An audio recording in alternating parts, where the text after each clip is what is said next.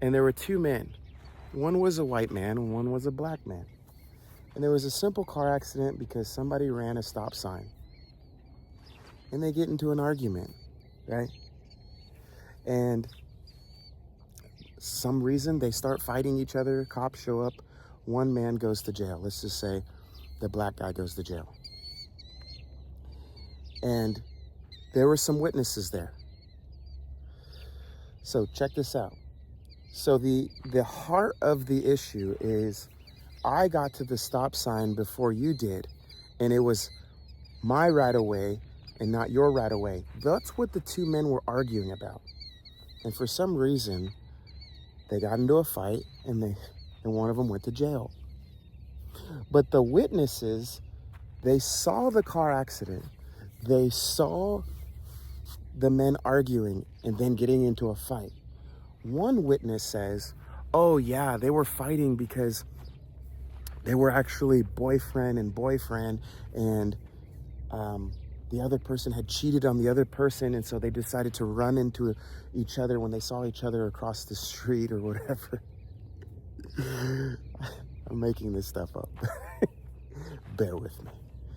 Another witness says, oh man, it was crazy. This two people got into a fight because it was a race thing, right? This person was being racist and so on and so forth. You get the idea. Another person saw the car accident and they're like, oh man, it was nuts. Like, this happened, that happened, and this is the reason why they started fighting.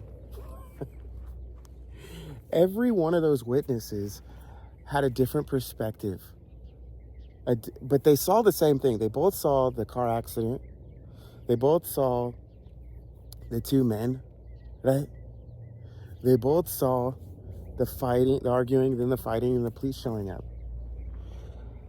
They both saw the same thing.